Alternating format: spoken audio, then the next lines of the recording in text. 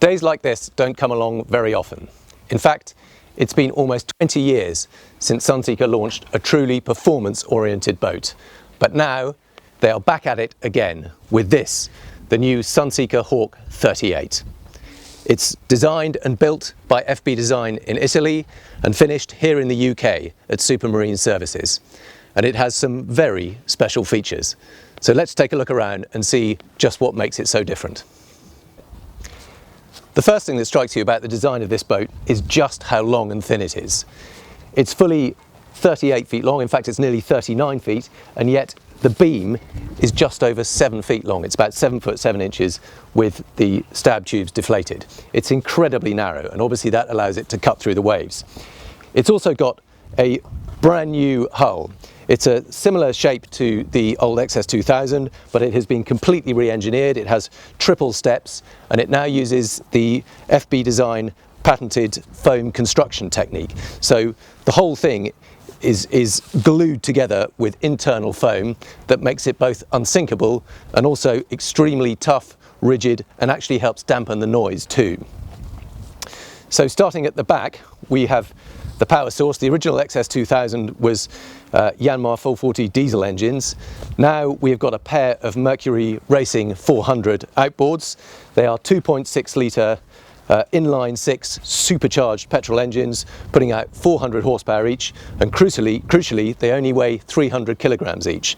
So really light, powerful package, and of course being an outboard, it's incredibly easy and simple to look after, petrol powered, so very refined, and enormous acceleration.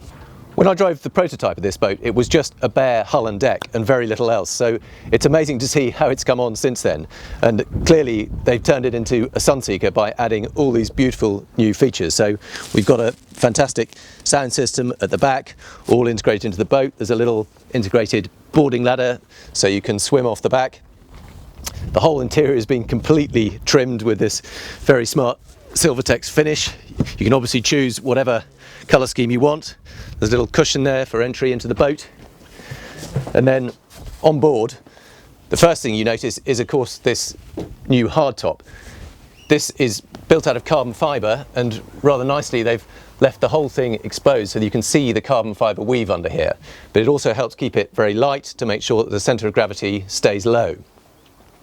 The seats themselves are again a Fabio Buzzi design in conjunction with Bessonzoni, electronic adjustment, and crucially they've all got suspension in them to take out any bumps that the hull itself doesn't manage to deal with. And then the whole of this cockpit area has been very carefully managed for airflow to reduce the kind of battering you get at the speeds we're going to be going. On the prototype, I genuinely had difficulty seeing. We were doing kind of 65 knots and my eyeballs were actually distorting from the apparent wind. So they've worked really hard to make sure the airflow keeps this a nice calm area. So you've obviously got this very beautiful complex curvature screen, extremely expensive, but it means it curves this way and that way to manage the airflow. You've got these little shaped side screens that help send the airflow out, and in fact there's a little duct here which lets the air through the screen here to reduce the negative pressure that you would normally get, so it stops the air swirling around and back in here. So we'll see when we get out there, but in theory that should be a nice calm area. Then of course there is the helm itself, all glass bridge, so Simrad screens. You've got complete control, complete vision of everything, and a multifunction wheel, again, so that you don't need to take your hands off the wheel when you're doing that kind of speed. And these rather lovely controls, which means you have a separate gears and throttles, so that you have superior control and there's no danger of slipping in or out of gear. You just put it in and out, just slot it into gear and then take over with the throttles. So it's all done via touchscreen. You can click on, get the chart view, echo sounder, get a readout of what's going on beneath the boat. But then there's some really fun stuff. Take this Lumishore button. This shows you all the lights around the boat, both under the hull, underwater, as well as behind the speakers and tucked in under the cockpit coamings. They're all controlled by this. So you don't have to have blue. You can adjust the colour as you like. You can get a green, or maybe all the way over to orange, and match the actual upholstery on the seats. How fun is that? And perhaps most emotive of all, the first 10 of them have this little plaque here in memory of the Sunseeker founder, Robert Braithwaite. This rather lovely little plaque just commemorates him. He died recently, and this was the last boat that he had an input into, and knowing his love of all things performance, it will have meant a huge amount to him that he got to see the boat in design. Although it's a very focused boat designed on getting to the beach first, they've done their very best to make it quite practical. So here in the actual centre console there is quite a usable little heads compartment, and as with everywhere else, it's brilliantly engineered. These proper hinges that help open the door for you. You've got these lovely carbon fibre handles. In fact, you've got them all around the boat. They're just the steadying handles, and not actually a bad size for a performance boat. There are so many funky little features about this boat, and let me show you some of them. This particular one here is one of my favourite. This little LED light, when you fire up the engine, it starts flashing just to indicate that the engine is running, but it's in neutral. Then it goes solid, and when you engage gear, you can see that the lights actually circulate round. That tells you that the propeller is turning. So if you're swimming around the boat or perhaps water skiing, you know for certain whether the engine is just running but in neutral, or whether the propeller is turning, and to stay well away from it.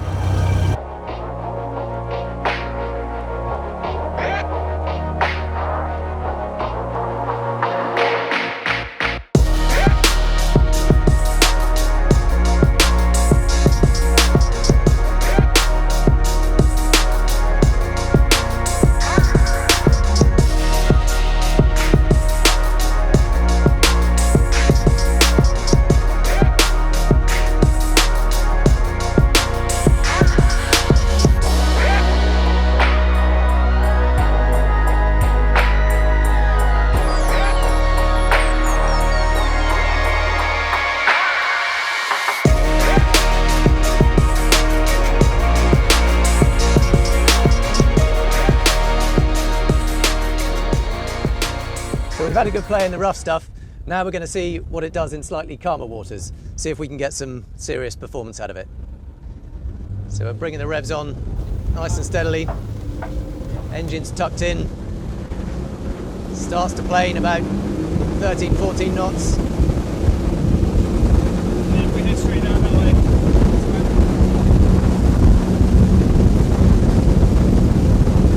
Now we're lifting the engines up. We're doing 30 knots. Engine's revving at 5,000, up to 37. We're up to 40 knots now. 5,500 revs. Trimming the engines up. Doing 53 knots now, 54. Engine's revving at 6,700. If we can get a little bit more, we're doing 58 knots.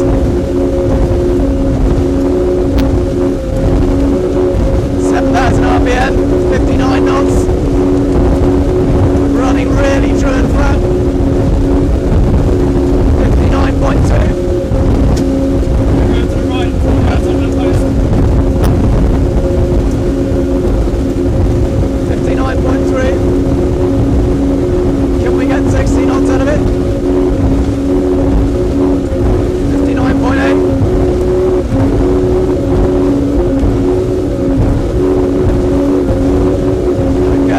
Maybe try around in the other direction.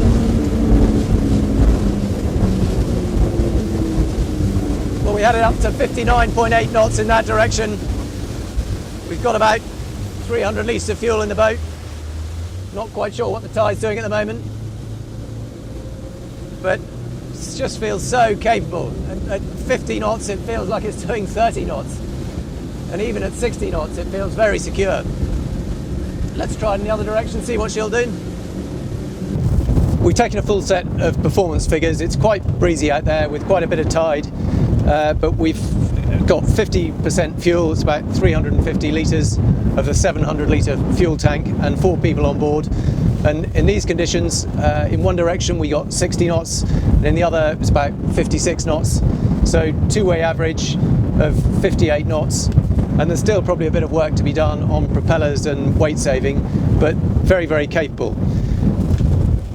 Flat out at that 58 knot speed, we were burning about 300 litres of fuel an hour. But realistically, if you're cruising at 30, 40 knots, it's more like 125 litres an hour. And the beauty of this boat is you really can cruise at that kind of speed through pretty much anything. In most boats, 30, 40 knots, you're really pushing on and you're feeling it. In this boat, it feels like a very comfortable cruise. So it does deliver on that promise of getting to the beach first, getting there comfortably and in considerable style.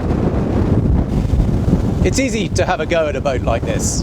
It's a £600,000 boat with tax, and there's not an enormous amount of it.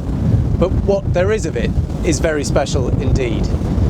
We've been out there in all kind of conditions. We've been in the rough stuff, we've been hammering it in the flat, and it just feels such a solid, secure boat. It's not an extreme high performance boat, but it's a very, very capable 60 knot boat that you can use comfortably without getting in trouble. It's actually remarkably refined here at the Helm. This hardtop canopy really does take the sting out of the wind. I haven't got any spray at all. That anti-dive bow really does work. We got it wrong a couple of times, but when we did, it just plunged into the wave. As soon as the bow hit the water, it lifted it up again. So it just feels like the kind of boat you can have a lot of fun in without getting in trouble. And it really does look the part. Not necessarily the most perfect proportions, but it just looks impressive. It looks smart, it looks beautifully finished, it looks like a Sunseeker, and it looks like a true performance boat. And above all, I think what they wanted to achieve with this boat is put a marker in the sand and say Sunseeker is back as a performance brand. It's not purely about luxury and comfort and expense. It's now getting back to its roots as a true performance brand. And I cannot think of a more fitting commemoration for everything that Robert Braithwaite has done, not just for Sunseeker, but for the entire British boat building industry, than to see a boat like this bearing his name, reviving everything that made Sunseeker so great. And for that reason alone, we have to celebrate boats like this. Yes, it's £600,000. Yes, it's not going to be for everyone, but as something truly special that puts Sunseeker back on the map, it is a glorious achievement.